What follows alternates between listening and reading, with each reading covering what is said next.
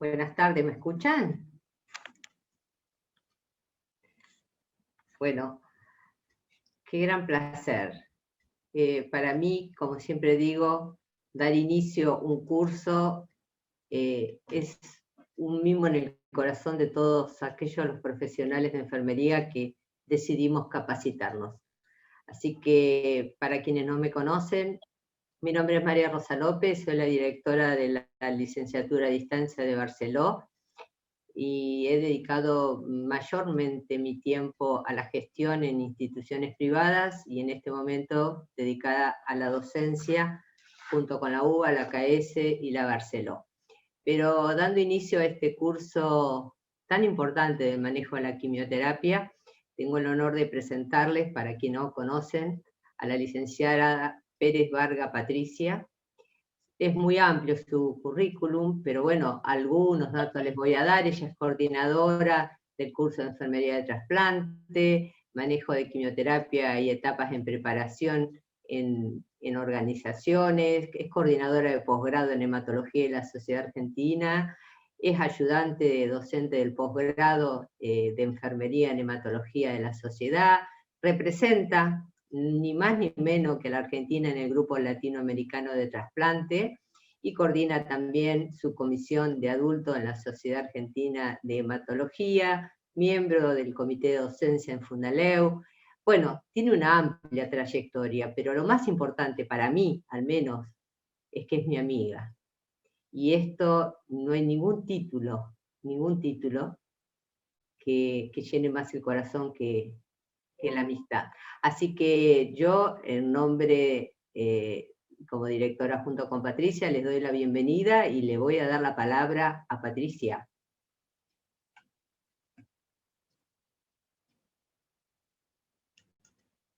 Patricia, ¿me escuchás? María Rosa ya me ha presentado, realmente somos amigas, nos conocemos desde que iniciamos nuestro primer año de la carrera de enfermería en el Hospital Británico. Yo también les doy la bienvenida a este primer curso sobre manejo de quimioterapia y anticuerpos monoclonales.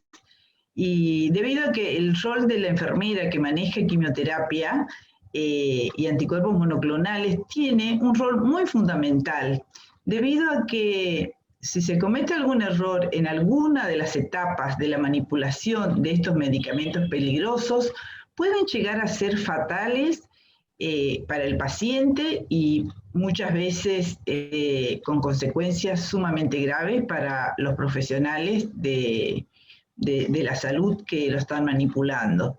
Por eso el objetivo de este curso es brindarle las herramientas necesarias para que puedan realizar una administración segura de quimioterapia antineoplásica, como así también anticuerpos monoclonales. Así que les agradezco a todos su presencia y bueno, vamos a hacer un intercambio de conocimiento entre ustedes y nosotros y vamos a seguir creciendo en nuestra profesión.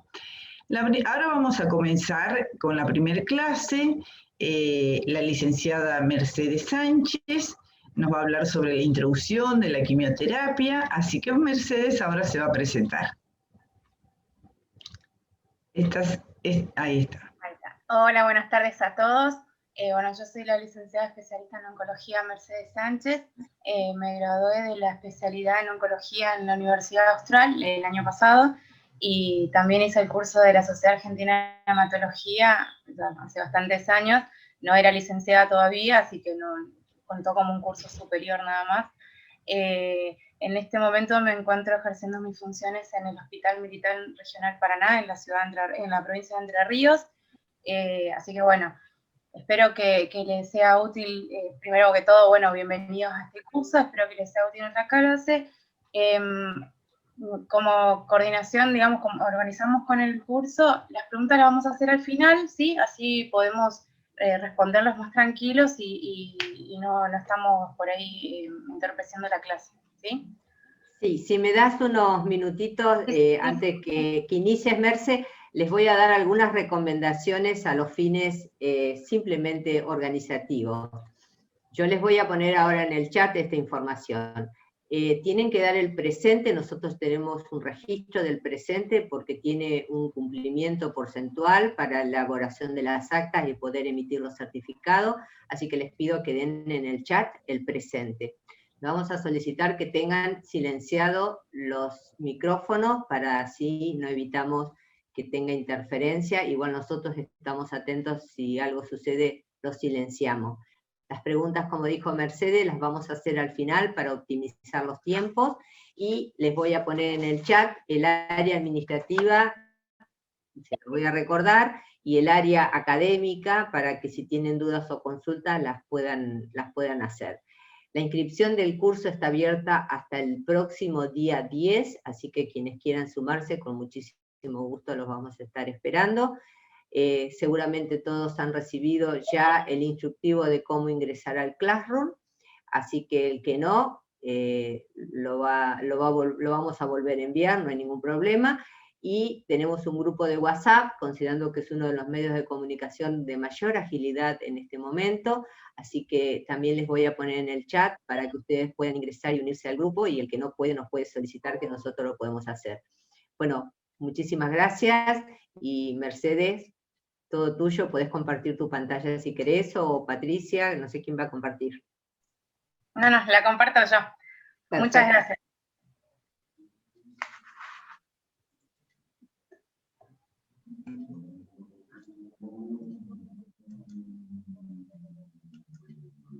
¿Se ve bien ahí?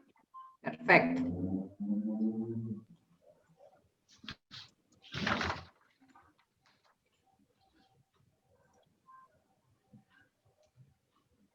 Bueno, como es la primera clase de este curso de manejo de quimioterapia y anticuerpos monoclonales, vamos a hacer una pequeña introducción a lo que es la problemática del cáncer. Los objetivos educacionales que me propuse para esta... Ay, perdón, que se me pasa. Bueno, para esta clase son, primero que nada, que logren incorporar los conceptos, digamos, los conceptos que les voy a ofrecer sobre el cáncer, que entiendan lo importante que es, como dijo la licenciada Patricia, lo importante que es nuestro actuar en oncología y con este tipo de pacientes. Les voy a explicar un poquito lo que es bueno, la importancia de la epidemiología, por qué se da. Vamos a hablar de más que nada de lo que es quimioterapia en sí, pero también voy a nombrar otro tipo de tratamientos para que ustedes lo sepan. Así que bueno, para hacer una pequeña guía de lo que vamos a hablar, primero vamos a caracterizar el cáncer en sí, cuáles son sus características. Como les dije, vamos a hablar un poco de la epidemiología, de las diferentes tasas de incidencia y de mortalidad que existen tanto en el sexo femenino como en el masculino, de algunos tratamientos. Vamos a hablar de la importancia de la fase del ciclo celular, que es como la base de este tratamiento, y para saber por qué es tan importante y por qué se hace de la manera en que se hace. Vamos a hablar, bueno, de quimioterapia en sí, y de por qué los citostáticos son considerados medicamentos o fármacos de riesgo. Bueno, para comenzar decimos que el cáncer es una enfermedad celular que se caracteriza por el crecimiento celular e independiente, con alteración de sus mecanismos de proliferación y diferenciación, y que estos mecanismos escapan, digamos, del sistema de control que tiene el organismo. Además, estas células, las células cancerosas, tienen una capacidad de invadir tejidos, provocando lo que son las metástasis en órganos a distancia del tumor original. Como ven, bueno, acá tienen unos gráficos como para que se den cuenta. Entonces, ¿cómo decimos cuáles son las tres características primordiales de esta enfermedad? Que hay un crecimiento de las células independientes, o sea, que evaden todo tipo de control que puede haber en el organismo para cada célula, que hay una alteración de los mecanismos de proliferación y diferenciación, y que tienen la capacidad de invadir tejido. Más adelante les voy a explicar cómo lo invaden y cuáles son los mecanismos que utilizan para esto. Bueno, lo importante es descubrir primero qué es la carcinogénesis. La carcinogénesis es el proceso que nos explica el conjunto de fenómenos que determinan la aparición del cáncer. Como vemos aquí en la imagen superior izquierda, nosotros tenemos una célula la cual sufre genéticamente alteraciones. Estas alteraciones pueden estar provocadas por factores externos, que son en los que nosotros primordialmente vamos a trabajar como enfermeros, haciendo promoción de salud, que son todas aquellas sustancias dañinas que nosotros incorporamos a nuestro organismo y que son causantes de alteraciones celulares. Y factores internos que tienen que ver más con lo que es genética y herencia de la célula. Estas células, entonces, cuando sufren una alteración, normalmente son llevadas a un proceso que se llama muerte celular o apoptosis, que en la próxima diapositiva les voy a explicar. Eso es lo normal que debería suceder. Pero estas células, como yo les dije que tenían la capacidad de evadir los procesos naturales del organismo, estas células no van a su muerte celular, sino que estas células portadoras de una alteración genética se multiplican sin control, ¿sí? Es la otra característica que yo les dije, que se multiplican sin freno, sin control, provocando la otra característica que yo le nombré, que es una invasión a tejidos, que pueden ser por continuidad o a distancia, que son igualmente las dos son llamadas metástasis. Es importante que te tengan en cuenta que este proceso de cáncer, de aparición del cáncer en sí, no es un proceso que lleva poco tiempo, sino es un proceso que lleva a largo tiempo, ¿sí? Porque las células, o sea, la genética al interior de la célula primero debe recibir esta alteración. Se deben dar las circunstancias, digamos, del ambiente, por decirlo de alguna manera, en el organismo, para que estas células puedan continuar proliferándose, ¿sí? Entonces es un proceso que lleva tiempo. Podemos decir que existen cuatro etapas en este proceso, que son la fase de iniciación, que como les dije, se va alterando el ADN, comienza a alterarse el ADN. Luego, promoción, que esta célula ya acumula varias alteraciones genéticas, y esto es importante que también lo tengan en cuenta, que no es que la célula solamente sufra alteraciones genéticas y nada la frena, no, como yo le dije, la célula evade todo tipo de proceso natural que ayuda a atacar estas células cancerígenas. El organismo tiene que tener en cuenta que toma estas células dañadas como algo impropio de nuestro cuerpo, ¿sí? Entonces la inmunidad de nuestro organismo ataca estas células, pero las células del cáncer tienen esta capacidad que yo le digo de evadir los procesos naturales, y es por esto que sigue su producción, ¿sí? No crean que el organismo simplemente deja que el cáncer, digamos, se haga. Normalmente, y tal vez en todo nosotros no nos damos cuenta, obvio, pero nosotros todo el tiempo nuestro organismo está combatiendo con todos estos factores externos, sobre todo, que dañan a las células, ¿sí? Nosotros no nos damos cuenta, obviamente. Luego, como le digo, tenemos la promoción. Luego tenemos la transformación, ya cuando la célula ya tiene esta alteración, ya porta una alteración genética, y comienza a reproducirse sin control, como les dije, ¿sí? Y tenemos la progresión, que es la perpetuación, digamos, del crecimiento, y la proliferación, ya cuando ya se convierte en un tumor, ya hay un acúmulo de células cancerosas que siguen creciendo, digamos, y desarrollándose sin control. Hoy lo nombré lo que es la apoptosis. Tienen que tener en cuenta que en nuestro organismo la tasa de crecimiento de nuevas células y la muerte celular de aquellas células viejas o aquellas células que están dañadas o aquellas células que, como yo les dije hoy, tal vez por algún motivo en especial, las células comienzan a tener un crecimiento descontrolado, nuestro organismo las ataca o se defiende, y tal vez quedan todas esas células después como en exceso. Entonces el organismo tiene este proceso que es apoptosis, lo van a encontrar como apoptosis o como muerte celular programada o suicidio celular. Es un proceso normal de nuestro organismo.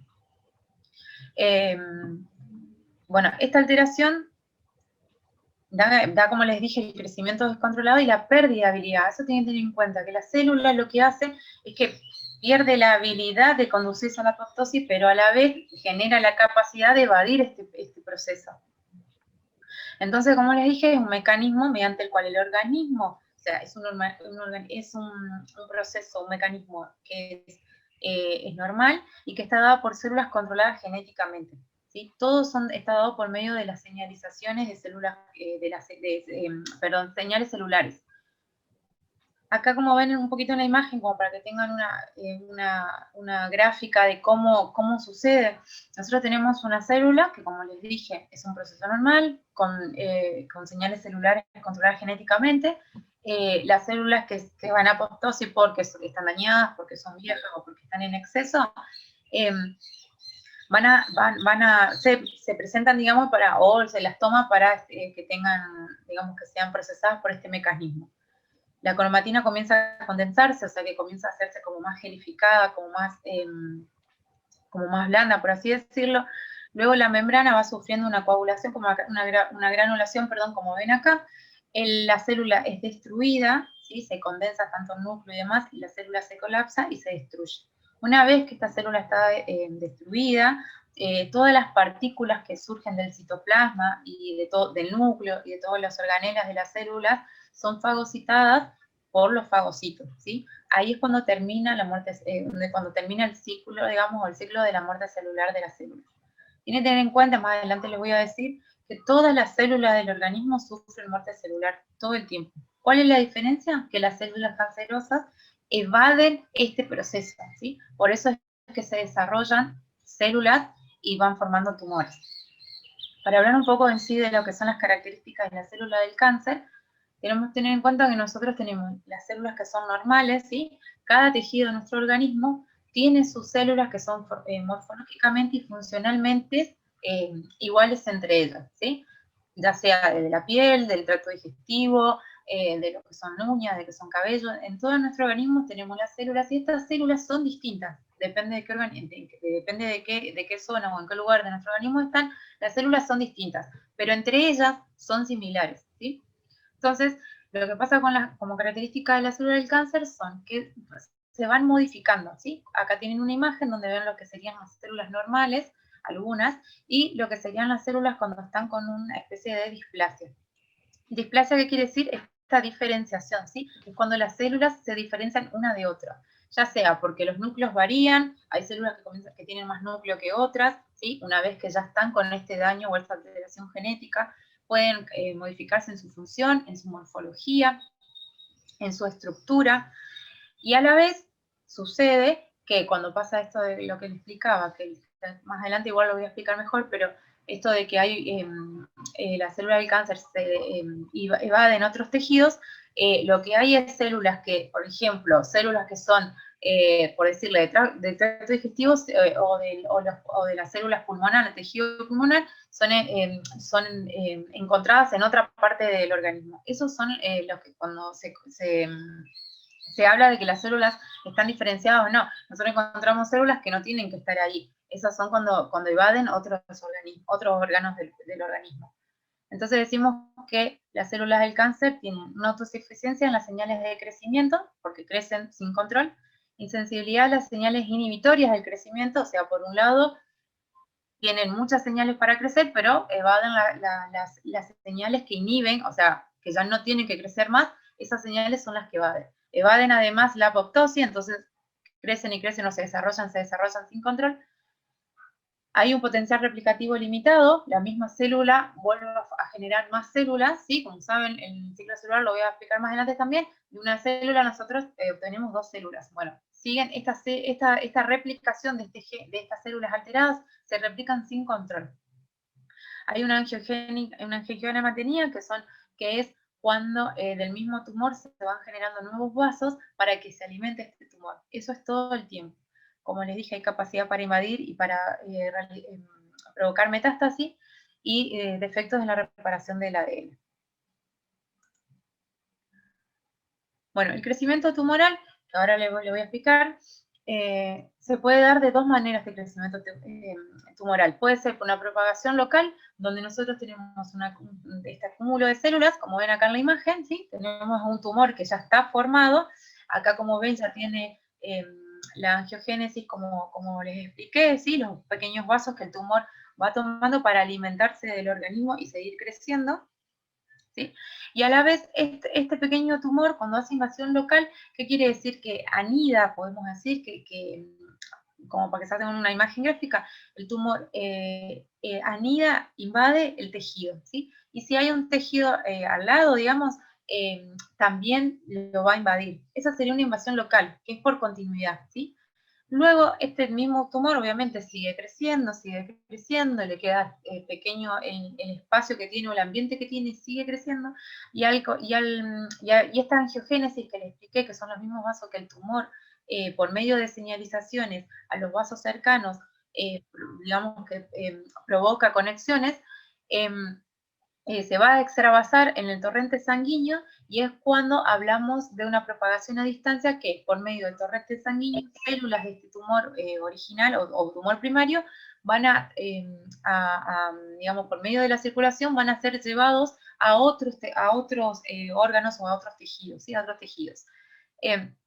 Si esos tejidos, el ambiente, le favorece a estas células cancerosas, la célula va a anidar nuevamente, como anidó el tumor primario, y va a provocar la metástasis que han escuchado hablar, lo que son las metástasis. Entonces, las células cancerosas invaden los tejidos y los vasos sanguíneos vecinos, son transportadas por el sistema circulatorio, como le dije, a sitios distantes, y las células evaden nuevamente y crecen en un nuevo sitio.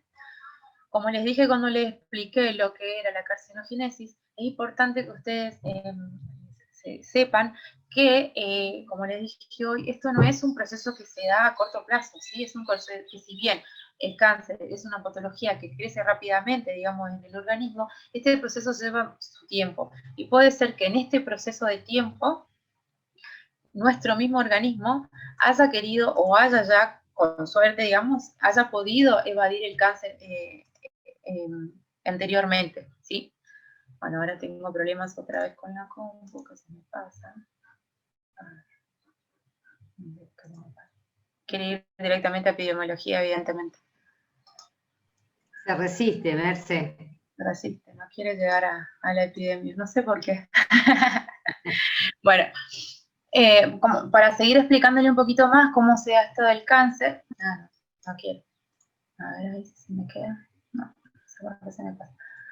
Bueno, vamos a quedarnos ahí y les sigo explicando. Dos terminologías que tienen que tener en cuenta son qué es la neoplasia y qué son las displasias, ¿sí? La neoplasia, que decimos que es una proliferación excesiva e incontrolada e irreversible de las células, ¿sí? Entonces, ¿qué decimos que una neoplasia? Es cuando se acumulan células, ¿sí? Nada más que eso es neoplasia. Y displasia, que yo les mencioné, es cuando hay una diferenciación de estas células. ¿Qué quiere decir? Que una célula, yo tenía un gráfico, bueno, después la clase le va a quedar para que lo puedan ver, las células se diferencian. Ustedes van a tener un tejido donde, por ejemplo, las células están alineadas y son iguales, por así decirlo. Este lineamiento de células va cambiando su forma, es lo que denominamos las neoplasias, pero a su vez las células que eran, por ejemplo, circular y con un núcleo en el medio, el citoplasma va a cambiar, la membrana se va a hacer, por ejemplo, más abierta, o el núcleo va a crecer en su tamaño, ¿sí? Entonces ahí es cuando hablamos de que hay una displasia, es distinta al resto de las células. Tenemos las células normales, entonces, las células se van primeramente a hacer una hiperplasia, o sea que va a crecer en volumen, luego se hace la displasia, que es esta alteración que le digo, se va a formar en sí el cáncer in situ, que habrán escuchado también otra definición que tienen que saber, que es este cáncer que está recién en crecimiento y es la primera etapa del cáncer. ¿Cuál es nuestra función como enfermeros, sobre todo, justamente, y qué es lo mejor que le puede pasar, teniendo en cuenta el pronóstico al paciente? Es encontrarlo, estos tumores, cuando están justamente in situ. Es mejor, o sea, tiene mejor respuesta al tratamiento, se pueden, depende de la ubicación de los cánceres, se puede retirar el tumor completo por medio de cirugía, entonces es lo mejor, digamos, en encontrarlo, cosa que no sucede, van a ver ahora un poco en la epidemiología, pero sería lo ideal. Y luego tenemos Mercedes, ya el cáncer como... Mercedes, ¿querés que te comparta ese slide? Porque lo tengo. No, ahora ya lo pasa, no sé por qué se me pasa, debe ser porque estaba grabado, pero sería solamente esa diapositiva que no se me pasa. Bueno, si tenés alguna dificultad con alguna, yo la tengo, así que te la puedo compartir. Dale, no te preocupes, gracias. Bueno, entrando un poquito en lo que es la epidemiología del cáncer, acá van a ver que yo les coloqué algunas capturas de pantalla para que tengan en cuenta la epidemiología como una herramienta para que ustedes tengan para futuras disertaciones si necesitan, o para que ingresen y puedan saber un poquito más sobre el cáncer. hay una página que es de la Organización Mundial de la Salud, hay un sistema que es el Globo CAN. En el Globo CAN ustedes van a ingresar y van a encontrar de todos los países que reportan o deportan su epidemiología teniendo en cuenta el cáncer, van a encontrar todos los datos, gráficas que son muy claras y están muy fáciles de entender sobre la mortalidad, incidencia o prevalencia de las patologías.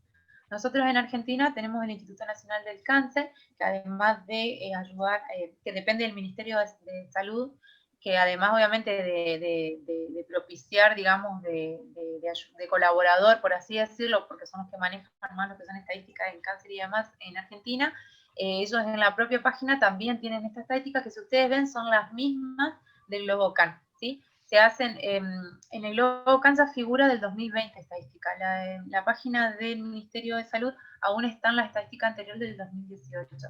Lo que se evidencia a nivel mundial sobre todo es la falta o la escasez en estos reportes de casos. Lamentablemente nosotros profesionales no escribimos y no publicamos las tasas o las estadísticas. A ver, esperen un ratito que voy a cerrar y voy a volver a abrir. Porque se me corta y ya me cansó. Merce, ¿querés que te compartamos la... Aparte estamos bueno, viendo... dale, sí, porque se atrasa. No estamos viendo vista principal. Bueno, dale, entonces sí. Compártanmela así. Bárbaro. Porque puedo, pero no sé. María Rosa, ¿vos la compartís, porfi, que tenés el acceso? ¿O la comparto yo lo mismo? Si me das acceso, la puedo compartir. No, es que tenés Patricia. Bárbaro. Entonces, Merce, salí. Dale. Ya la saco. Ahí está. Bárbaro.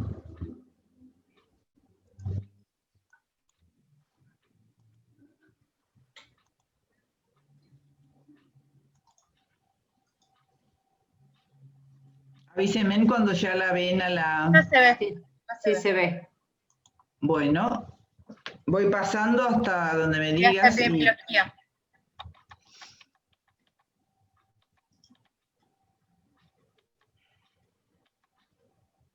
Ahí está. ¿Dejo ahí o sigo? La próxima. Bárbaro. Ahí está.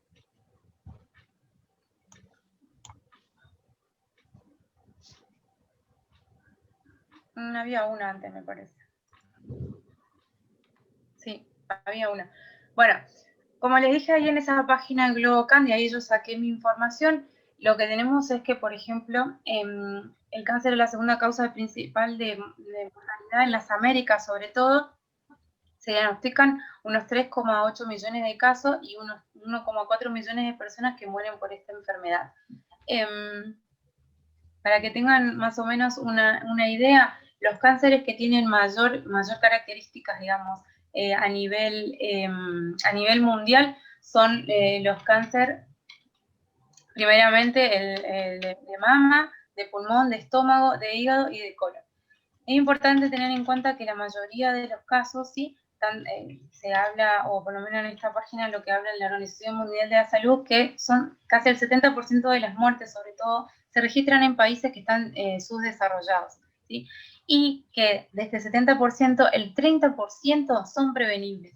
Pero ¿qué pasa? Lamentablemente en los países subdesarrollados no hay accesibilidad a los centros de salud, no hay posibilidad por ahí de realizar los estudios diagnósticos precoces, entonces lamentablemente los pacientes ya llegan en etapas de estadios avanzados del cáncer, donde la probabilidad de curación es disminuida, ¿sí? Es menor.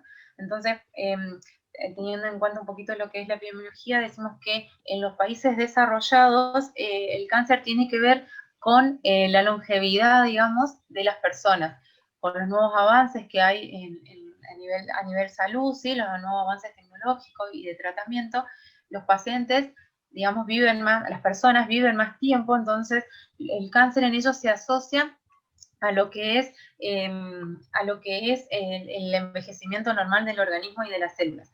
En cambio, en los países subdesarrollados, realmente es un problema que detaña muchos gastos, digamos, a lo que es la salud pública, más que nada por esta falta de control o esta falta de accesibilidad tanto a tratamientos como a diagnóstico precoz.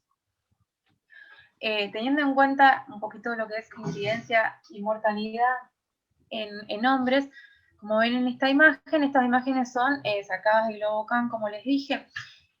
Hay dos conceptos que tienen que tener en cuenta, que uno es lo que es incidencia y otro es lo que es prevalencia, ¿sí? El concepto de incidencia es el concepto de nuevos casos que tiene esta patología, en este caso que estamos hablando del cáncer, a nivel mundial que se la estoy presentando, ¿sí? Esas son las incidencias que tienen que ver sobre el total de la población, los nuevos casos que existen. A eso hablamos cuando hablamos de incidencia. Cuando hablamos de mortalidad es la cantidad de personas que fallecieron en un periodo determinado, en una población determinada, con características similares, en un tiempo determinado, de esta patología. Y luego tenemos prevalencia, que yo no se las presenté acá, que la prevalencia lo que nos habla es de la cantidad, o del número, mejor dicho, de personas que tienen la patología, pero que, porque tienen accesibilidad a tratamientos, a los medicamentos, por ejemplo, y demás, prevalecen años con la patología, o sea que no van a la muerte, o sea, no fallecen, sino que viven con su patología de manera crónica.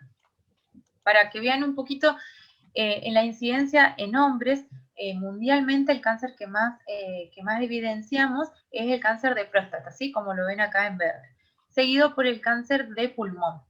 Pero, a diferencia de la incidencia, la mortalidad mundial, el mayor número de pacientes se da en cáncer de pulmón, ¿sí? Y como segundo, cáncer de próstata. ¿A qué se puede ver esto? A que el cáncer de próstata es uno de los cánceres que, por ejemplo, tienen, acá en Argentina también, un screening, por ejemplo, tienen, si el paciente se realizan los controles de la edad, como se debe realizar, pueden ser detectados en etapa temprana. Entonces, a esto se puede explicar de por qué por qué no es una tasa alta de mortalidad cuando sí hay muchos casos de esta patología. La siguiente, por favor. Merce, tenés el control remoto. Ok. A ver. No la puedo pasar. A ver. Dale enter, Merce, a ver. No me pasa. Ahí está, sí. Está lento. Pero Enter o la flechita. Listo, ahí está. Bueno, en mujeres notamos lo mismo, ¿sí? Si bien el cáncer que más incidencia, el cáncer que más incidencia tiene es el cáncer de mama, seguido por el cáncer de cervix, y acá como se observa, el cáncer el melanoma es los cánceres que más, que digamos, tiene mucha incidencia, y sin embargo es uno de los cánceres que menos promoción tienen, digamos, ¿sí? Lo que es cáncer de piel y cuidado de la piel. Y en mortalidad sigue siendo el cáncer de mama en la primera causa, el cáncer de cervix, y como tercero el cáncer de pulmón. Siendo que tanto el cáncer de mama como el cáncer de cuello de útero tienen su screening, digamos, para su digamos, detección temprana. Bueno, hablando un poquito de lo que es prevención, ¿sí? Yo hoy les había hablado, para que recordemos un poco cuando hablamos de carcinogénesis, hablamos de lo que eran estos factores externos que dañan nuestras células, le alteran genéticamente, ¿sí? ¿Cuáles son estos factores externos? Algo lo habías dicho, son los hábitos y los estilos de vida, ¿sí? Todos aquellos hábitos malos o dañinos o aquellas intoxicaciones, podríamos decir, del ambiente que nosotros tenemos y van a alterar nuestras células genéticamente.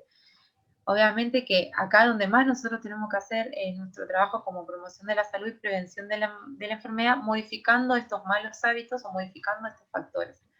Tenemos también la quimioprofilaxis, que también se la puede incluir como una prevención primaria, que son todas aquellas vacunas que se realizan que pueden ayudar a reducir de alguna manera algunos cánceres, ¿sí? Como por ejemplo la vacunación contra la hepatitis B, que puede ayudar a disminuir los cánceres de hígado.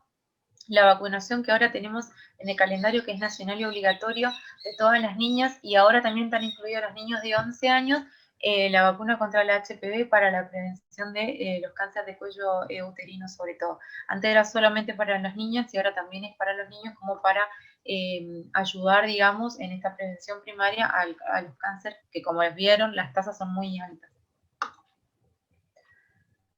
como detección temprana, la prevención secundaria, digamos, el objetivo es la detección temprana. Como le vine diciendo, siempre es mejor y tiene mejor pronóstico nuestro paciente y va a tener mejor calidad de vida también si nosotros podemos diagnosticarlo al paciente en la etapa temprana de su cáncer, ¿sí? Tenemos, nosotros en Argentina contamos con screening para cáncer de mama, ¿sí? Cáncer de cuello uterino y cáncer de colon. ¿Qué es el screening? El screening son para que se tome, digamos, un tipo de cáncer. Para el screening tiene que tener ciertas características. Este manual que les muestro acá, si a alguien le interesa por ahí leer un poco más sobre qué es screening, está bien explicado y bien sencillo desde el Instituto Nacional del Cáncer, donde explica bien cuáles son las características que tiene que tener la patología para que puedan formar parte del screening. Sobre todo, y lo más importante es que tienen que poder realizarse los estudios de detección temprana que sean económicos y de fácil accesibilidad, sobre todo a la población. Se realizan, como les digo, campañas para la prevención de cáncer de mama por medio de mamografías, el cáncer del cuello uterino por medio del PAP y los cáncer de colon y colon rectal por medio del test que se hace de muestra oculta en materia fecal, ¿sí? Esos serían los tres como estudios sencillos que se pueden hacer en ambulatorio además, también tienen en su etapa, digamos, en edad, por ejemplo, las mujeres a partir de los 35 años, si no me equivoco, tienen que hacer las mamografías anuales, en los pacientes son a partir de los 50 años, si no me equivoco, que tienen que consultar para hacerse el de colon rectal, por ejemplo. Como eso, bueno, hay muchos otros ítems, digamos, características que tiene que tener el paciente para poder formar parte y hacerse estos estudios. Entonces, como le digo, la identificación temprana, o sea, cuando el cáncer aún está en un estadio asintomático de la patología. Y como prevención terciaria, tomamos cuando ya está la enfermedad en sí, y es la restauración de la salud una vez que ya apareció la enfermedad, o sea, una vez que ya tenemos el cáncer, ¿qué tratamiento, por ejemplo, podemos realizar en estos pacientes para curarlos, en el mejor de los casos, o por lo menos contener la patología? Entonces, como le dije, se aplica un tratamiento para intentar curar o paliar la enfermedad o los síntomas determinados. Y estos tratamientos dependen del paciente, depende de sus características sociodemográficas o depende de los protocolos de tratamiento en sí que va a recibir. Se pueden realizar tanto en ambulatoria, digamos una atención ambulatoria, o debe estar internado, hospitalizado para poder recibir el tratamiento.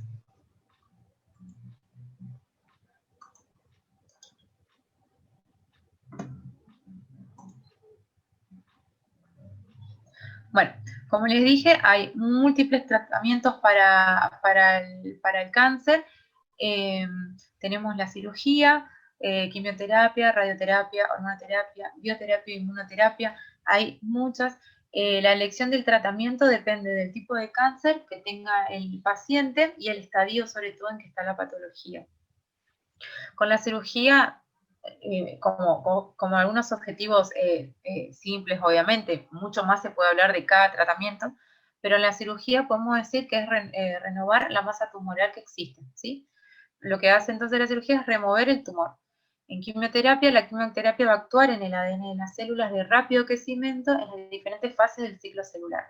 La radioterapia, en cambio, va a actuar en las células de división rápida, digamos, pero es en el sitio donde es aplicada esta luz de radioterapia.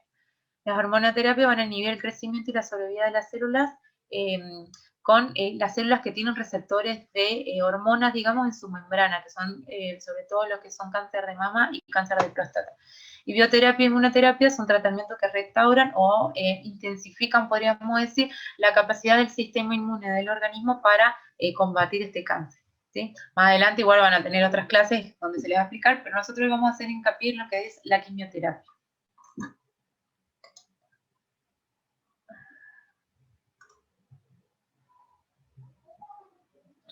Bueno, la quimioterapia entonces es el término que se refiere al tratamiento del cáncer, sobre todo lo que es el uso de medicamentos que actúan sobre las células cancerosas, inhibiendo su crecimiento o destruyendo estas células, ¿sí? Para poder realizar este tratamiento se necesitan los citostáticos, que los citostáticos son fármacos utilizados específicamente para lo que son las enfermedades neoplásicas. Tienen que tener en cuenta que por ahí utilizamos el término que es quimioterapia. Quimioterapia, si ustedes descifran, o sea, si ven la palabra y buscan su origen, digamos, son todas aquellas medicaciones o fármacos que se utilizan. Entonces, por ejemplo, nosotros podemos decir que quimioterapia también puede ser la utilización de antibióticos. Entonces, la palabra con la que se deben denominar los medicamentos que se utilizan para el tratamiento del cáncer son los citostáticos, ¿sí? Porque nosotros podemos hacer, por ejemplo, quimioterapia con anticuerpos monoclonales y no son citostáticos, son otro tipo de medicamentos. Entonces, tienen que tener en cuenta que la palabra que se debe utilizar la palabra correcta, son citostáticos, ¿sí? Los objetivos podemos dividir, para que más o menos los entiendan y sea fácil de explicarlo, lo dividiendo, ¿sí? En objetivos específicos y en objetivos generales.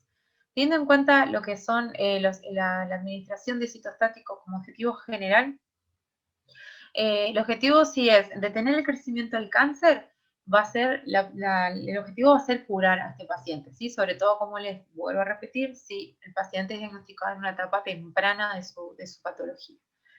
Si a diferencia el objetivo es evitar o disminuir que exista esta metástasis, invasión local o invasión a distancia, el objetivo va a ser controlar. Nosotros vamos a administrar tratamiento para detener, digamos, a este cáncer. Y si en cambio ya es una etapa más tardía o lamentablemente luego de realizar tratamientos el paciente avanzó en su patología, el objetivo van a ser aliviar los síntomas y va a ser la paliación de la enfermedad. Y como objetivos específicos, podemos decir, cuando el paciente va a recibir quimioterapia, para luego, pero el objetivo, digamos, de la quimioterapia en sí es disminuir su tamaño para que luego pueda ser extraído por medio de una cirugía o luego recibir radioterapia o el otro tipo de tratamiento, decimos que la quimioterapia va a ser para realizar neoadyuvancia, ¿sí? Así se determina ese tipo el objetivo del tratamiento.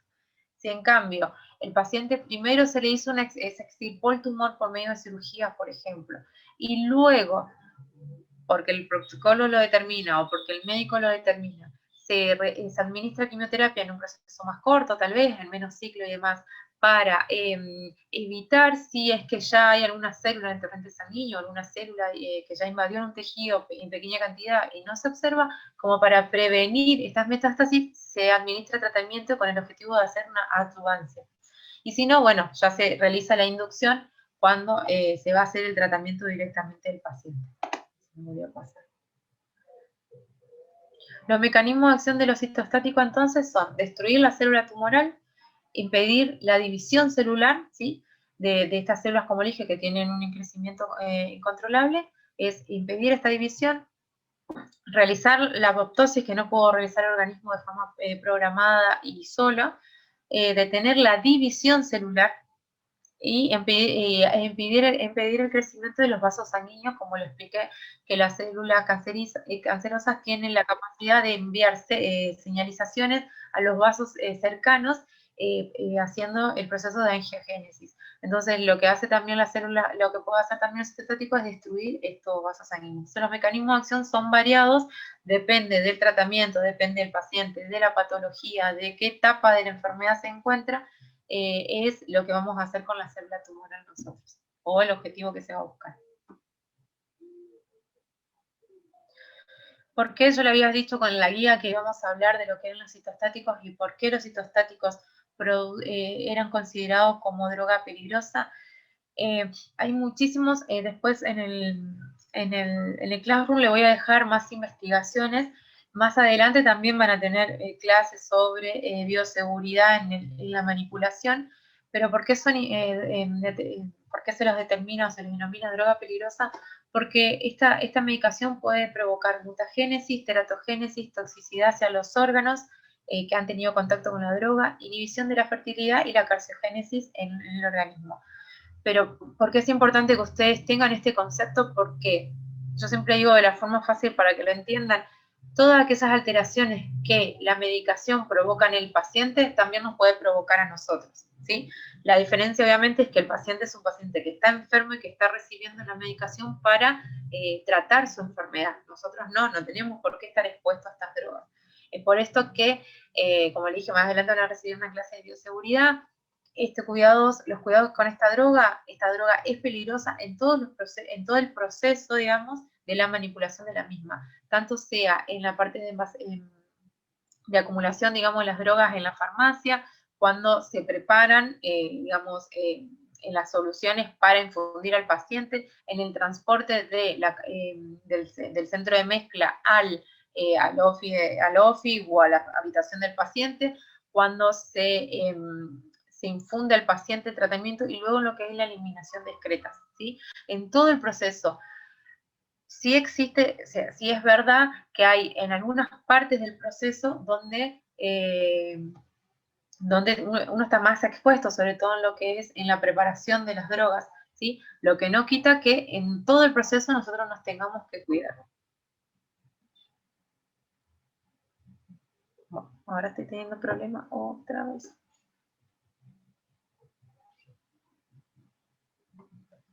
A ver cómo puedo hacer. A ver, aguárdenme un ratito.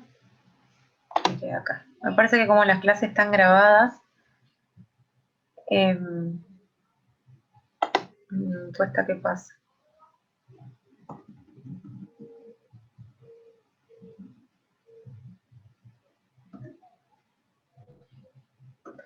Parece que me quedó como grabadas y por eso pasan rápido. A ver si se queda. No, se pasa. ¿Querés que te la comparta? Estás muteada. No, aguárdame 2 segunditos y ya la acomodo. Tiene que ver con esto. Aguárdenme. No, es acá. 2 segunditos y ya se. Aprovechen y tomen agua. No, igual te decía, Merce, que si lo pasamos en PDF, es lo mismo que la diapo, la voy pasando y... No, ya le sacó la transición, era el tema de transición. Bárbaro. El problema era ese, ya la saqué. Así que hoy no quería evitar las fatigas, ¿no? Tranquila, no hay problema. Ahí está. Bueno, ahora ya se me fue por el otro.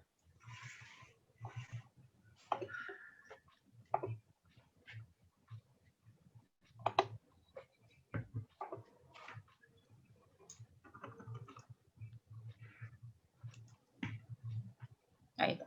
Bueno, como les dije hoy cuando les presenté la guía, vamos a hablar del ciclo celular, ¿sí? Como para que se recuerden un poquito, no les voy a dar toda la definición del ciclo celular, pero para que tengan en cuenta por qué es importante el ciclo celular con lo que es la quimioterapia, ¿sí? Bueno, para que recuerden un poco, el ciclo celular saben que está formado por fases, como ven, tenemos la fase de división celular, la fase G, la fase S, la fase G1. En cada etapa de esta fase, van a recordar un poquito de anatomía, en cada parte de esta fase suceden cosas con las células que la van alterando, ¿sí? ¿Y por qué es importante la quimioterapia? Porque ella va a tener acción solo en las células que se están dividiendo, ¿sí? Si recuerdan, hay un momento en las células que es la fase G0 donde las células se detienen, ¿sí? Entonces, en esa fase, la quimioterapia no va a funcionar, los citostáticos no van a ejercer acción.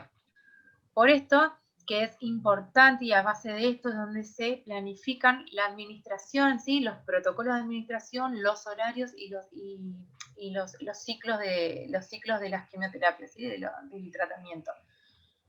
Por ahí ustedes van a ver, si alguno ya maneja lo que son los citostáticos y ha visto los protocolos, hay medicación que se deben pasar en 3 horas, hay medicación que hay que pasarla en 1 hora y media, hay medicación que el paciente o se queda internado y se la administran en 12, 24 horas, o el paciente ahora que, por ejemplo, en Buenos Aires sí lo he visto, pero acá recién, por ejemplo, está llegando, no sé, en lugares que es cada uno, si tienen lo que son las bombas elastoméricas, por ejemplo, que el paciente se puede ir a su casa con la bomba medicando, hace sus 12 horas ambulatorias o 24 horas ambulatorias, vuelve al hospital de 10 y se lo saca, entonces ya no lo tenemos que internar. ¿Cuál es la explicación de eso? Como ven acá en el gráfico a la derecha, más o menos se dice que en 24 horas la célula llega a ser su ciclo celular completo. Más o menos en la fase G1 son de 12 horas, la fase S de 7, la fase G2 de 4, la fase de mitosis 1 hora, y tienen esta fase, como le dije, la fase G0, que es donde las células se detienen su crecimiento, ¿sí? Entonces la quimioterapia en esta fase no va a funcionar. Más adelante, cuando vean la clase de quimioterapia, van a ver que hay medicamentos citostáticos que son fase específica. ¿Qué quiere decir que son fase específica? Que hay medicamentos que actúan específicamente en la fase de mitosis, ¿sí? O sea, en la fase de división celular. Entonces, a eso es cómo se explica por qué la medicación, por ejemplo, que son fase específico para mitosis, tiene que pasar en 1 hora, y no en 2, y no en 3, y no en 15 minutos. Esto es importante que ustedes lo sepan, porque explica el porqué de las cosas, el porqué de los protocolos, el por qué nosotros no podemos pasar una medicación en un periodo más corto o más rápido o más lento del que tiene que ser. La medicación tiene que ser pasada en el horario que figura en los protocolos de tratamiento. ¿Sí? No sé si se ve acá bien, pero creo que les dejé un link o les voy a dejar bibliografía también para que hagan un recuerdo de lo que son. Sí, se ve perfecto, Merced. Específicamente cada fase cada fase celular, ¿sí? Por lo menos para que hagan una lectura rápida y entiendan bien este concepto, ¿sí? ¿Qué hay que tener en cuenta? Que los citostáticos no solo actúan atacando las células cancerígenas. Como yo les dije, todas las células del organismo pasan por esta fase, así como todas las células deberían ir a mitosis una vez que ya son viejas, y no ocurre. Todas las células de nuestro organismo pasan por este mismo ciclo celular. ¿A qué voy con esto? Que los citostáticos son medicamentos que son muy específicos teniendo en cuenta las células. Quiere decir que los citostáticos, una vez administrados, van a atacar, por así decirlo, a todas las células que estén dividiéndose, digamos, a todas las células, tanto las células cancerígenas como las células sanas de nuestro organismo. Así es como se explica por qué los pacientes que reciben quimioterapia, por ejemplo, tienen una patología pulmonar, pero ¿por qué? Por ejemplo, se les cae el cabello, ¿por qué la piel se les reseca? ¿Por qué presentan tantos efectos secundarios? Tienen que ver con esto. Porque la célula de la piel, por ejemplo, si ustedes se lastiman, van a ver que al cabo de 1, 2, 3 días, si la herida es pequeña, obviamente, se va a cicatrizar. Quiere decir que tienen una alta tasa de producción celular las células de la piel. Entonces son las primeras células que se van a ver alteradas o dañadas con el tratamiento, ¿sí?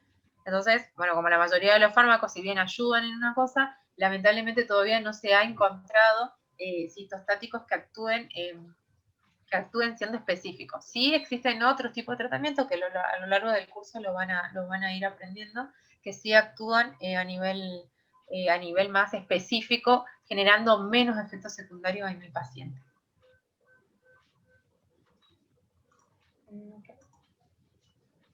Ah, sí, bueno, ahí abajo les dejo, yo no lo veo muy bien, pero ahí abajo les dejo un link para que puedan leer un poco más y recordar sobre todo bien lo que es el ciclo celular con sus distintas fases y puedan entender.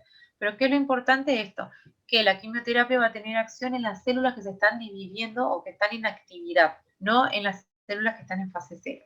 Y que, así como ataca las células del cáncer, también van a atacar las células normales del organismo porque es un tratamiento no específico.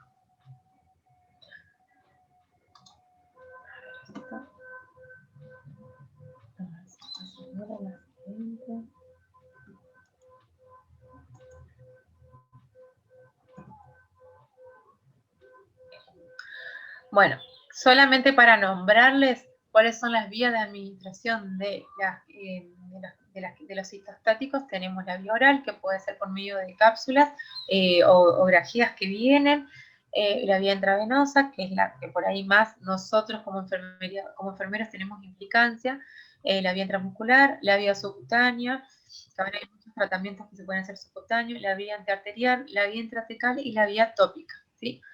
Y algunos de los efectos adversos son muchísimos más, pero solamente como para hacer una introducción a ellos, en las células epiteliales, como le dije, las células de la piel, lo que es el cabello, en los pelos pilosos, por eso al paciente se les cae el cabello y tiene una alopecia. En el sistema digestivo, bueno, muchos, ¿por qué? Porque también son, las células de tracto digestivo también tienen un crecimiento rápido, entonces por eso también son las más dañadas. En la médula ósea también, en el corazón, en el riñón y en el oído ya tiene que ver más a lo que es la toxicidad y alteración.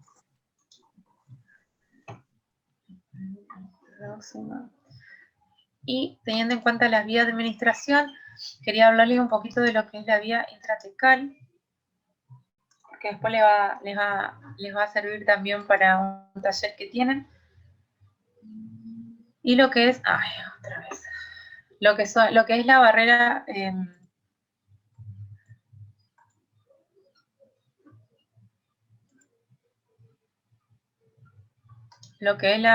oncohematocefálica.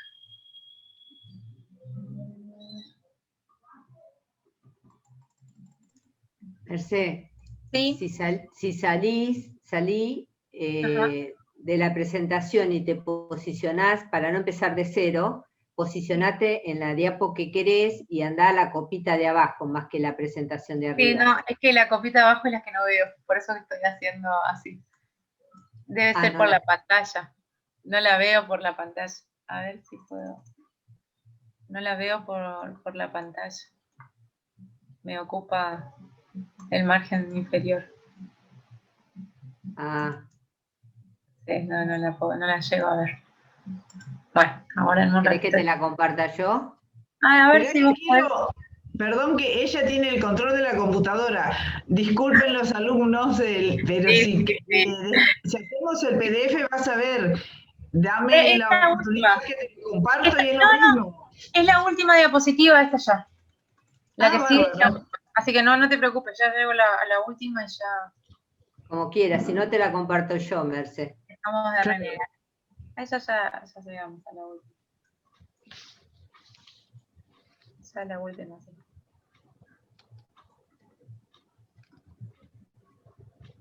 De paso van recordando todo lo que ya les dije.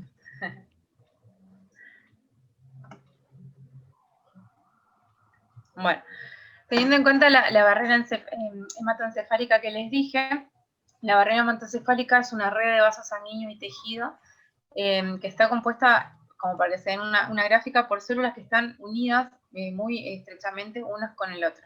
¿Cuál es el fin de esta barrera? Que de sustancias dañinas, sean cuales sean, así como bacterias, como virus, todo lo que sea que pueda llegar a dañar el encéfalo, digamos, no puedan penetrar en él. Por lo tanto, también se impide, digamos, la entrada de los medicamentos, o sea, de los citostáticos.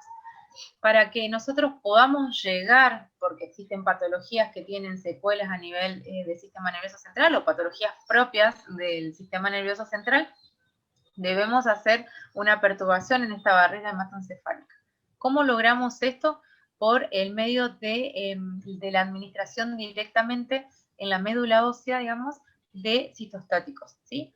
Es un tratamiento, o sea, es un tratamiento, un procedimiento que se realiza en quirófano, donde ahí ven la posición en la que nosotros debemos colocar al paciente para poder hacerlo, lo mismo que sería como una punción lumbar, pero para administrar medicamentos, ¿sí? Inyectados ahí. Esta es la forma en que nosotros logramos que tratar a aquellos pacientes que tienen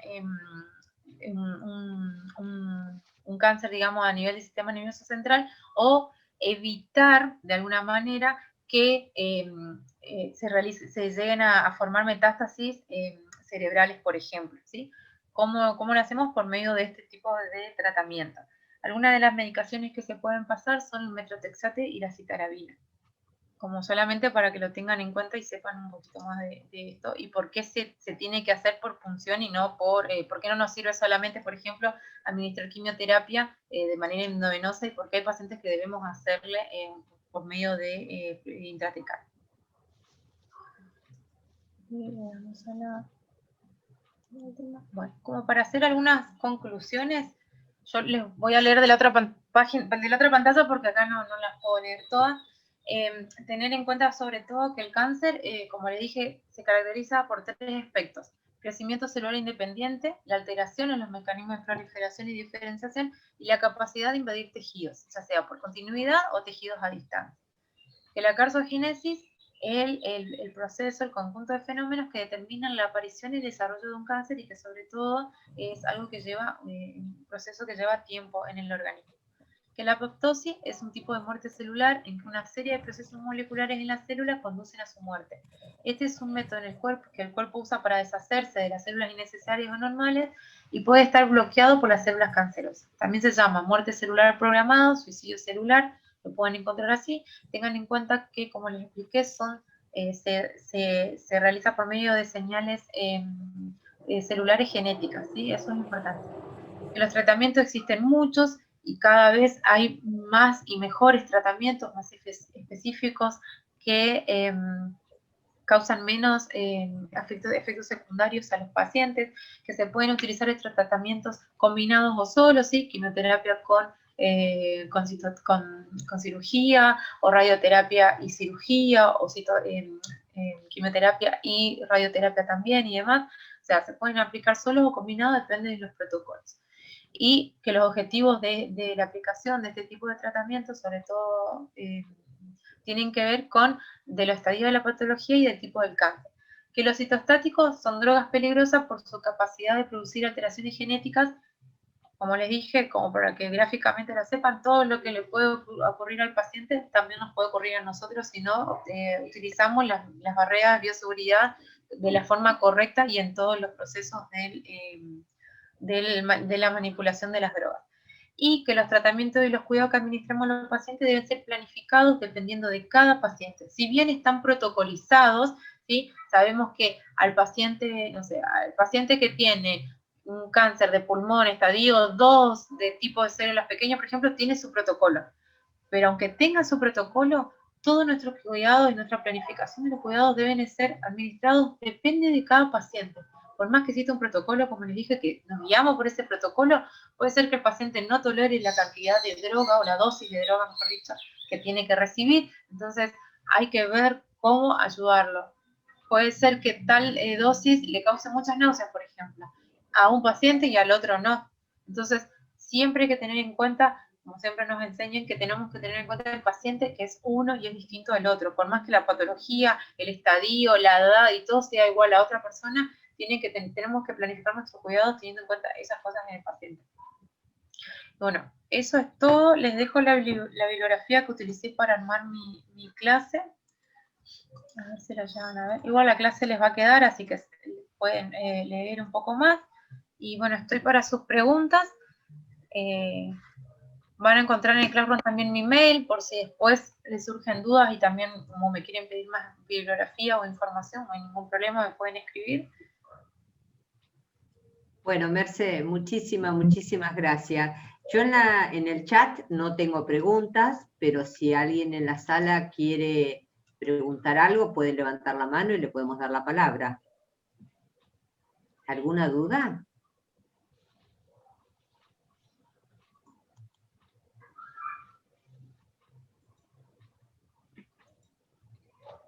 La clase, están preguntando en el chat si queda grabada con audio. Sí, por supuesto, queda grabada con audio y con presentación.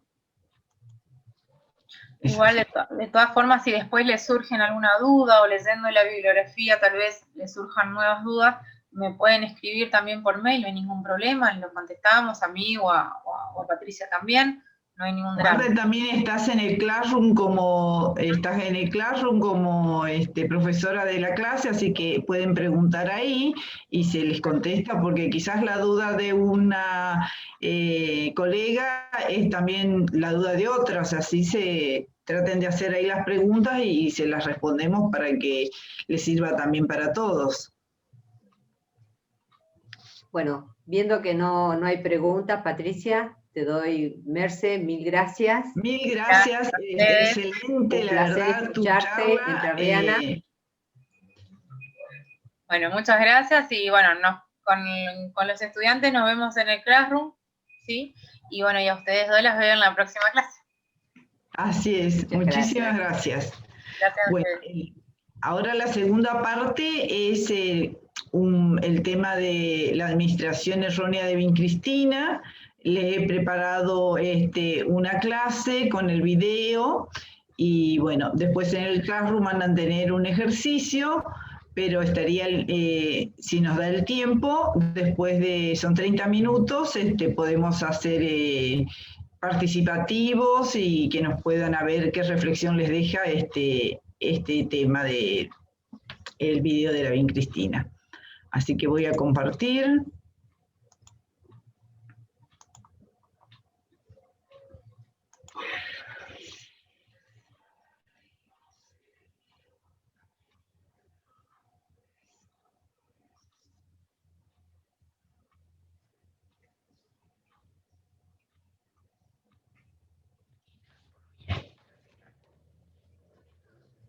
Patri, ¿le pusiste el audio de la compu antes de compartir? Porque no se escucha.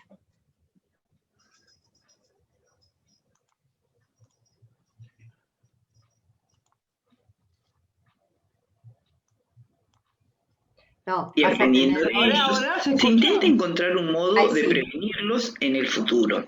Mi nombre es Patricia Pérez Varga, trabajo en Fundaleu en el área de preparación de citostáticos. Los objetivos educacionales son describir los conceptos fundamentales relacionados con la seguridad del paciente, analizar la serie de errores que llevaron a la administración incorrecta de vincristina y analizar los 5 factores que pueden reducir el error en la atención médica. Seguridad del paciente. Según la OMS, lo define como una disciplina de la atención de salud que surgió con la evolución de la complejidad de los sistemas de atención de salud y el consiguiente aumento de los daños a los pacientes en los centros sanitarios. El objetivo es prevenir, reducir los riesgos, errores y daños que sufren los pacientes durante la prestación en la asistencia sanitaria. En la última actualización, en agosto de 2019, la OMS refiere que la seguridad del paciente es un grave problema de la salud pública mundial y se estima que el riesgo de morir en un viaje de avión es de 1 sobre 3 millones. En cambio, el riesgo estimado de morir por un accidente médico prevenible mientras se recibe asistencia médica es de 1 sobre 300. La industria con mayor riesgo percibido, como la aviación y la nuclear, tiene un historial de seguridad mucho mejor que el de la atención sanitaria. Como podemos ver, el riesgo de morir por un accidente médico prevenible mientras se está recibiendo asistencia médica es 1 sobre 300. Ahora vamos a ver, de acuerdo a la última actualización de la OMS en agosto de 2019, los 10 datos sobre la seguridad del paciente. Lo vamos a ir enunciando, ya que esto va a quedar en el Classroom en PDF para que lo puedan ver con detenimiento. El primero de los datos sobre seguridad del paciente es que 1 de cada 10 pacientes sufre daños mientras recibe atención hospitalaria. El segundo dato, los eventos adversos por falta de seguridad en la atención son probablemente una de las 10 causas principales de muerte y discapacidad en el mundo. El tercero, 4 de cada 10 pacientes sufren daños en la atención primaria y ambulatoria. El cuarto dato, al menos 1 de cada 7 dólares canadienses se gasta en tratar daños sufridos por los pacientes en la atención hospitalaria. El costo total estimado de los daños asciende en estos países a billones de dólares estadounidenses cada año. Quinto, invirtiendo en seguridad del paciente se puede conseguir ahorros significativos. Una mayor implicancia de los pacientes es fundamental para una atención más segura. Involucrar a los pacientes no es caro y representa un buen valor. Si se hace bien, puede reducir la carga del daño hasta un 15%, ahorrando miles de millones de dólares cada año, lo que supone una muy buena rentabilidad de la inversión. O sea, tratar de que los pacientes tengan una implicancia en su tratamiento. Eso disminuiría el riesgo de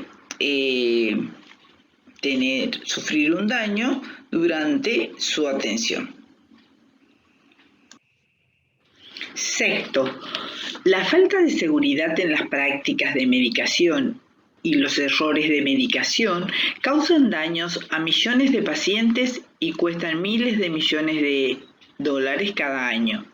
Los errores de medicación pueden ocurrir cuando las prácticas de prescripción, almacenamiento, preparación, dispensación, administración y control se ven afectadas por la debilidad del sistema de medicación o por factores humanos como la fatiga, las malas condiciones de trabajo o la escasez de personas. Juntos o por separado, cualquiera de ellos puede causar al paciente daños graves, discapacidades e incluso la muerte. Todo esto lo vamos a analizar en el video que vamos a ver sobre el error en la administración de vincristina. El 7, los diagnósticos incorrectos o tardíos son una de las causas más frecuentes de daño a los pacientes y afectan a millones de ellos. Octavo, las infecciones nosocomiales pueden llegar a afectar al 10% de los pacientes hospitalizados. 9. Cada año mueren más de 1 millón de pacientes por complicaciones quirúrgicas. Gracias a la mejora de la seguridad del paciente, las muertes relacionadas con complicaciones quirúrgicas han disminuido en los últimos 50 años, pero siguen siendo 2 a 3 veces más numerosas en los países de ingresos bajos y medianos que en los de ingresos altos. Y el último dato de esta actualización es la exposición a la radiación con fines médicos. Es un problema de salud pública y de seguridad del paciente.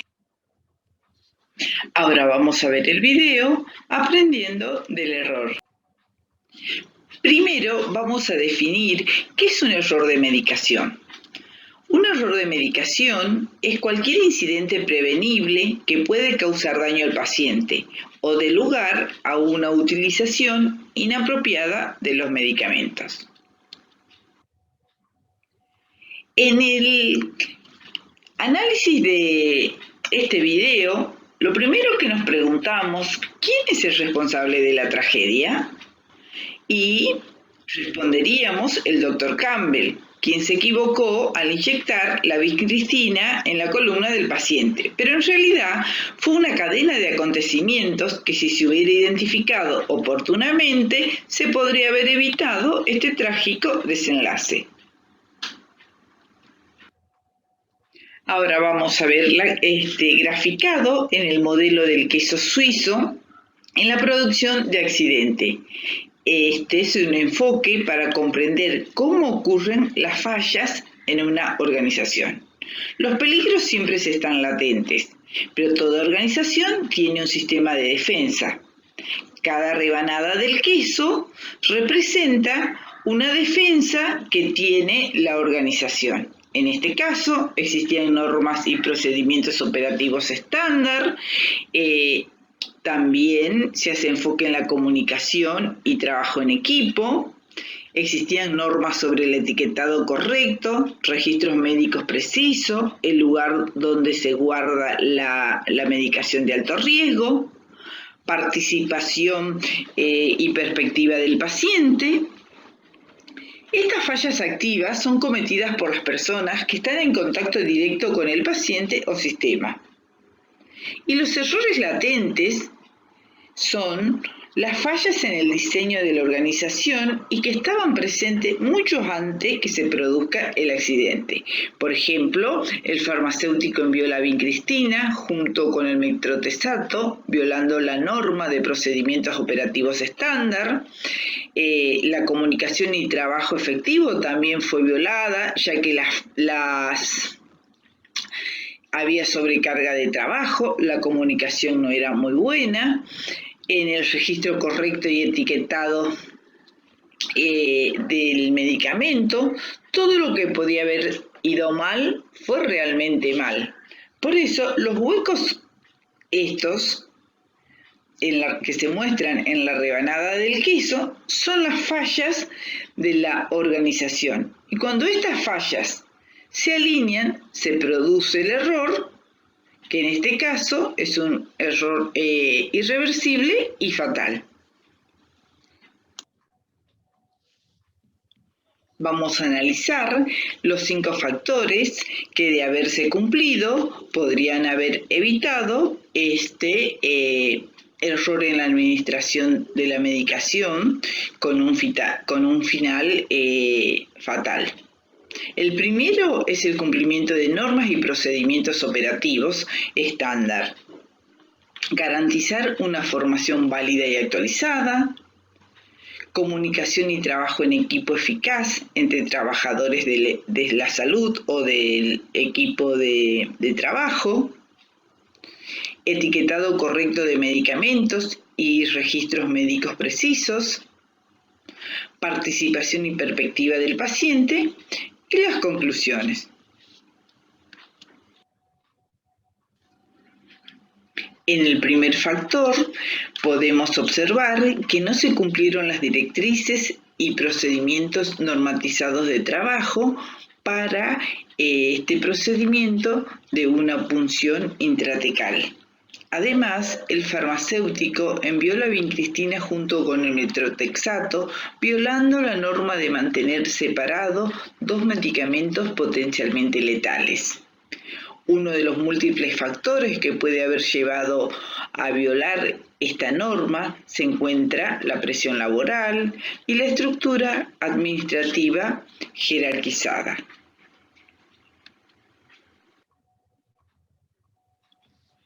No se respetó la norma de que la vincristina no se debe guardar con otros medicamentos en el mismo refrigerador, que no se debe administrar la vincristina con otros medicamentos. Además, en las últimas normativas, la vincristina debe administrarse siempre diluida por infusión endovenosa y nunca se debe preparar en una jeringa para una administración endovenosa en un bolo lento.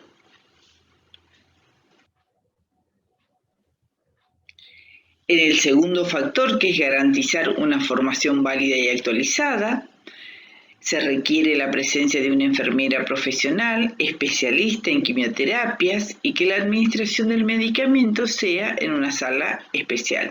Debemos tener en cuenta que tanto enfermería como los médicos deben estar altamente capacitados en este procedimiento, ya que las quimioterapias son drogas peligrosas y un error puede causar un daño fatal como el que se muestra en este video. Por ejemplo, el Dr. Campbell no se le debió permitir administrar la quimioterapia, ya que no se había confirmado que tenga las aptitudes necesarias para este procedimiento. Sin embargo, se convenció a la enfermera para que lo autorizara a hacerlo. Aunque había normas, no se cumplieron.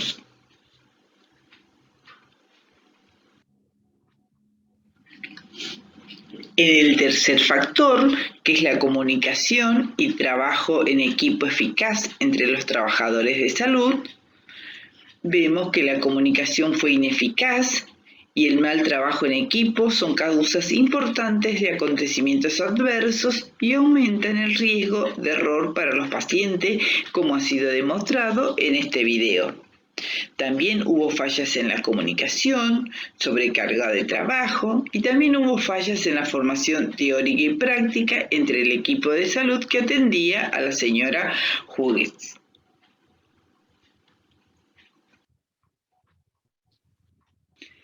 En el cuarto factor, debemos tener en cuenta que el etiquetado correcto de los medicamentos, el almacenamiento, que sean dispensados correctamente, como así también la precisión de las historias clínicas, son indispensables para proteger al paciente de daños potencialmente mortales. En el caso de la señora Hughes, prácticamente todo lo que podía haber salido mal con la dispensación de su medicación fue realmente mal.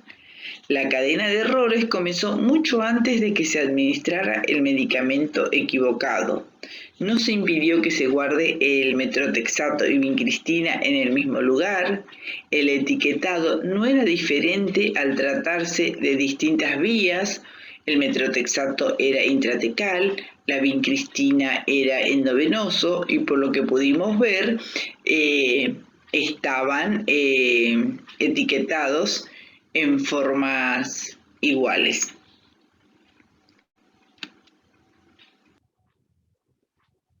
Y el quinto factor es la participación y perspectiva del paciente.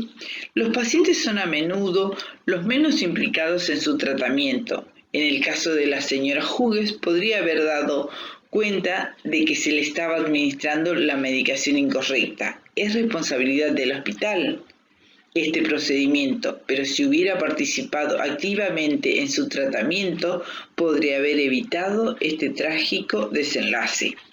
Por eso se debe fomentar la iniciativa para involucrar a los pacientes en su tratamiento. Muchas veces hemos visto que el paciente que conoce su tratamiento, cuando ve colgado algún sachet, te puede decir, siempre me administran esta medicación que era color roja y ahora es azul, porque ese paciente está involucrado en su tratamiento y está evitando un error que podría causarle un daño importante para su salud. Por eso debemos fomentar la iniciativa de involucrar a los pacientes en sus tratamientos. En conclusión, el ciclo de investigación en seguridad del paciente es medir el daño, comprender las causas que generaron ese daño, identificar las soluciones, evaluar el impacto que causó ese daño para poder trasladarlo a la práctica.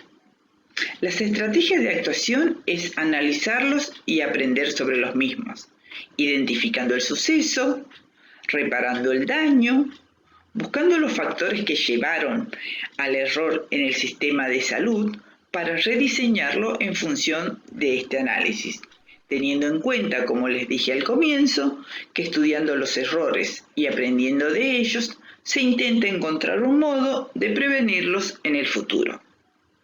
Para finalizar, no debemos olvidar que la vincristina es un agente quimioterapéutico ampliamente utilizado. Solo debe administrarse por vía intravenosa y nunca por ninguna otra vía. Según los reportes de la OMS, durante los últimos 35 años, este error se ha informado aproximadamente 55 veces en una variedad de entornos internacionales. Sin embargo, continúa ocurriendo errores relacionados con la administración accidental de vincristina por vía intratecal. Por lo que este video nos lleva a reflexionar para que este error fatal no vuelva a ocurrir. Si se produce un error, nunca se debe considerar como errores humanos. No se trata de buscar quién causó el error, sino de analizar qué circunstancias motivaron el error. Los errores de medicación se producen por fallos en el proceso de utilización de los medicamentos y se debe analizar como errores del sistema y nunca se deben considerar como errores humanos.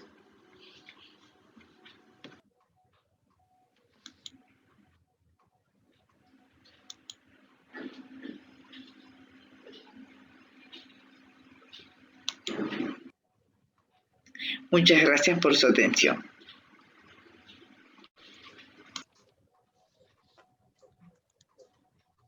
Ay, Patricia, qué nervios me hizo pasar ese video, por favor. Y Yo la veía, verdad que sí. Yo veía algunas caritas como la de Vanessa, por ejemplo, algunas caras en el chat, porque bueno, gracias a Dios somos muchos, son más de 40, pero veíamos algunas caritas en el chat y qué nervios, por favor, qué nervios. Bien. La verdad que elegí este tema, que es un video muy conocido, pero realmente nos lleva a reflexionar. Cuando uno está por administrar medicamentos peligrosos, uno tiene que estar capacitado, cumplir las normas se hacen para cumplirlas y no para hacer de la excepción la norma. Este error, como dice la OMS, se reportaron de hace muchos años y en la actualidad sabemos que sigue ocurriendo. Después les voy a dejar la normativa de está actualizada, pero ya en la anterior ya está definido que la vincristina por la ESO, que es la Organización Oncológica de Estados Unidos, que es una asociación internacional de la que nosotros nos guiamos. Ya en esa actualización nos dice que la vincristina se administra por vía endovenosa en sachet, en infusión. Y hoy en la actualidad existen todavía la administración de vincristina endovenosa. Existen protocolos que se administran el mismo día, comienza la infusión de metrotexato y le corresponde la administración de la triple intratecal, y ahí ocurre el error. O sea, debemos estar capacitados. Por eso les dejo en el Classroom, después ahora vamos a leer algunos de los comentarios, si es que están haciendo, no lo estoy mirando, pero me gustaría que nos dejen una pequeña reflexión cada uno de los que le pareció este video, porque la verdad que los errores existen y para eso debemos estar capacitados, estar preparados como lo estamos haciendo ahora, y no solamente en esta área, sino en todas las áreas, para poder administrarle un tratamiento seguro al paciente. Pero estas drogas peligrosas, el daño que le podemos causar al paciente muchas veces llega a ser fatal. Así que bueno. Sí, en el chat no tengo pregunta, no sé si alguien quiere levantar la mano, podemos, pero lo que dicen es que el error en los procedimientos de la administración está bien descrito y sí, ¿no? El impacto que tiene ese video. Te juro que a mí me ponía nerviosa. Y después lo que también dicen es, para pensar del trabajo de todo el equipo de salud, un muy buen ejemplo. También dice, debemos trabajar más en la seguridad del paciente y del personal que manipula las drogas. Sí, ¿alguien tiene alguna pregunta en sala? Noelia levantó la manito. Abrí tu micrófono, Noelia, y te escuchamos. ¿Me escuchás, Noelia? Bueno, mientras Noelia, si puede lograr, porque levantó su mano, dice alguien en el chat que es una realidad mundial la sobrecarga de trabajo del personal de salud. Sin embargo, nosotros deberíamos ser más organizados en la administración de medicación peligrosa o no. Exactamente. Cuando uno tiene sobrecarga de trabajo, estoy en un área, por ejemplo, de preparación de citostáticos. Cuando tengo que preparar la administración de una triple intratecal, que es para la vincristina, preparo solamente eso. Puede llamar el médico para decirme que ya la necesita. O sea, yo necesito el tiempo, la dedicación y el uso exclusivo, y la norma es esta. Y por más que uno tiene presión, si uno está capacitado, puede decirlo, o sea, puede de buena forma decirle, disculpe doctor, el procedimiento de esto lleva 15 minutos como mínimo, estoy haciendo tu trabajo y no puedo mezclar la droga. O sea, tratar de educar a ese médico que quizás muchas veces nos está como presionando para que salga mucho más rápido, y ahí es en el momento donde empiezan a aparecer los agujeros del queso y empieza a pasar el error. Y el error no termina siendo quizás de la que preparó la medicación, no, ya vino porque ya atrás de la preparación de la medicación ya empezó a gestarse ese error. Por eso, para comenzar el curso me parecía que era un video importante como para también concientizarnos, ¿no?, de la importancia de lo que es la capacitación y saber que existen drogas peligrosas y más en la parte de quimioterapias, para poder tener el fundamento científico para que cuando uno vea que se está por administrar una vincristina en forma en push, decirle, doctor, discúlpeme, tenemos que administrarla endovenosa, yo le voy a dejar las normativas internacionales. O sea, teniendo nosotros el fundamento científico, es con eso con lo que nosotros podemos ir y tratar de cambiar la realidad. A ver qué nos dicen. En el chat dice la importancia de contar con barreras de control que permitan detectar el error temprano. Y después dice, perfecto, tu ejemplo, Patricia, en qué se utiliza el tiempo adecuado para cada procedimiento y exigir la espera. Sí, otra de las cosas que también a mí me llamó muchísimo la atención fue la farmacéutica. Siempre recomiendo, ¿no?, desde seguridad del paciente, como decía Patricia, si uno está haciendo un procedimiento no puede estar atendiendo el teléfono. Vieron que la farmacéutica también tenía estas dificultades. Entonces, en la medida que nosotros tengamos comportamientos seguros, vamos a lograr seguridad del paciente. Yo no tengo ninguna, bueno, Noelia, no sé, la manito, no sé si se me quedó colgada Noelia con la manito, porque, Noelia, ¿me escuchás? No, bien. Bueno, nos quedan unos minutos. Yo no tengo más preguntas en el chat. Les reiteré nuevamente en el chat la información, nuestros teléfonos, nuestras direcciones de mail, el grupo de WhatsApp para que se unan los que no están. Y acá alguien dice, impactante el video, muy buen ejemplo de lo importante que es la comunicación del equipo de salud, el saber los 5 correctos de la medicación, sobre todo la vía de administración, y especializarse para evitar errores, lo esencial. Bien, tal cual. Bueno, después vamos a tener una clase un poco más de algunos aspectos del ejercicio profesional desde el punto de vista legal. Vamos a charlar de este tema. Sí. Yo antes de finalizar les quería comentar de que en el Classroom van a encontrar unos ejercicios, pero esos ejercicios no son para calificar, no son evaluativos, son de aprendizaje. Cada módulo va a tener 5 preguntas y después cuando vea las respuestas, si les puedo informar a cada uno dónde tiene que hacer el enfoque o qué es lo que no entendió, como para tratar que cada módulo sirva para ustedes como autoaprendizaje, qué es lo que faltó un poquito o por qué no lo interpretó o quizás estuvo confundida la interpretación. Así que no se asusten, que es nada más que de aprendizaje.